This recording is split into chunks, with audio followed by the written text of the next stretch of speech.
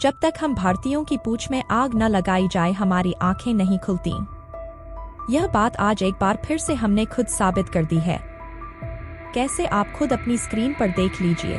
भारतीय वायुसेना के जो उप प्रमुख हैं AP सिंह जी, इन्होंने खुद दिल्ली में आखिर यह बात सबके सामने कह दी है कि आत्मनिर्भर अभियान हम चला रहे हैं। अच्छी बात है, लेकिन आत्मनिर्भर के भरोसे हम राष्ट्र की सुरक्षा को दांव पर नहीं लगा सकते, और हम इस समय ऐसा ही कर रहे हैं। और यकीन मानिए ये बयान बहुत ही ज्यादा सीरियस और चिंताजनक है, क्योंकि वायुसेना को खुलकर देश नहीं दुनिया के सामने आकर ये कहना पड़ रहा है कि हमें हथियारों की जरूरत है और आत्मनिर्भर अभियान को बहाना बनाकर राष्ट्र की सुरक्षा को दांव पर लगाया जा रहा है। और अगर ऐसा नहीं है तो आप मुझे खुद बताइए कि 2008 में भारतीय वायुसेना के लिए 180 लड़ाकू विमान खरीदे जाने थे। उस समय हम भयंकर कमी से जूझ रहे थे। लड़ाकू विमानों की इसलिए 180 खरीदने थे।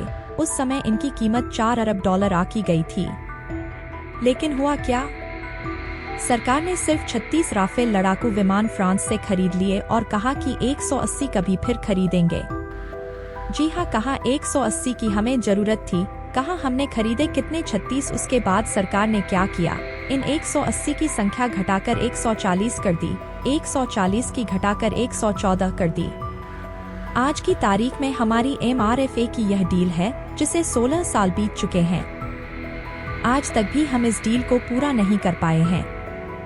और उसके ऊपर जब भी वायुसेना कहती है कि लड़ाकू विमान की जरूरत है तो उन्हें नया बहाना थमा दिया जाता है, जैसे कि तेजस का मार्क 2 आएगा, दूसरा वेरिएंट, उससे काम चलाना, या फिर 89 साल के बाद M का तो बन ही जाएगा, उससे काम चला लेना। लेकिन वायुसेना क्या कहती है? जो M का आएगा या फिर उसके पहले जो तेजस का मार्क 2 वेरिएंट आएगा उसे जोड़कर ही तो हमें 150 लड़ाकू विमान की कमी पड़ रही है। अगर हम उन्हें नहीं जोड़े तो फिर तो कमी 250-300 लड़ाकू विमान की है। इसलिए इन बहानों से तंग कर वायुसेना ने यह पूरा मामला खुद अपने हाथों में ले लिया है और आक्रामक रुख भी अपनाया है।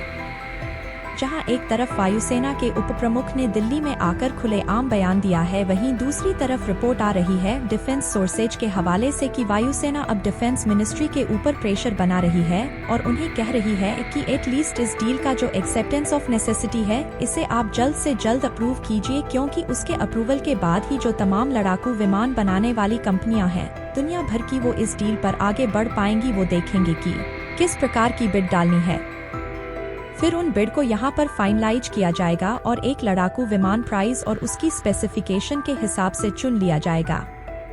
साथ ही इस एक्सेप्टेंस ऑफ नेसेसिटी के बिना आप फंड भी जारी नहीं करवा सकते। फाइनेंस मिनिस्ट्री से, यानी कि ये सबसे बड़ा रोड़ा है इस डील को कंप्लीट करने का, और इसलिए वायुसेना एक्सेप्टेंस ऑफ नेसेसिटी पर सबसे आक्रामक रुख अपना चुकी है और इसे अप्रूव करवा कर ही मानेगी। लेकिन आपको एक हैरान करने वाली बात बता दूं कि अगर हमारी सरकारें ढील न होती और 2008 में ही ये डील हो जाती तो उस समय 180 लड़ाकू विमानों का खर्चा आता $4 से लेकर $5 अरब। अब 2024 में यह डील होगी तो पता है अंदाजन कितना खर्चा आएगा? $20 अरब, वो भी सिर्फ 114 लड़ाकू विमानों के। यानी कि हमने लड़ाकू विमान की डील डिले करने में अपना ही नुकसान करवाया। हमारे लड़ाकू विमान भी कम होंगे और साथ ही खर्चा दुगने नहीं चौगुने से भी ज्यादा होगा। लेकिन आपको बता दूं, इन 114 लड़ाकू विमान डील से सिर्फ काम नहीं चलेगा।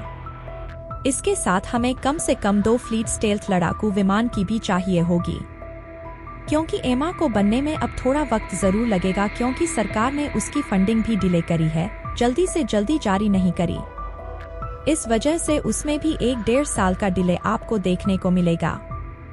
और यही कारण है कि चीन को टक्कर देने के लिए हमें या तो F-35 या कम से कम सुखोई Su-57 में से कोई 12 स्क्वाड्रन यानी लगभग 36 से 40 लड़ाके विमान खरीदने पड़ेंगे ही पड़ेंगे, क्योंकि चीन आपके इंतजार में नहीं बैठेगा कि कब आप हमका बनाओगे, कब वायुसेना में शामिल करोगे, तब भारत के साथ लड़ेंगे, इतना हम हाथ बांध कर बैठ जाएंगे। नहीं, चीन हाथ बांध कर नहीं बैठेगा, वो अपने हिसाब से रणनीति बनाएगा और जब आप कमजोर होगे सबसे तब आप पर हमला करेगा। इसलिए जरूरत है कि कम से कम 2 स्क्वाड्रन स्टेल्थ लड़ाकू विमानों की फास्ट ट्रैक तरीके से खरीदी जाए, जैसे कि हमने 36 राफेल खरीदे हैं।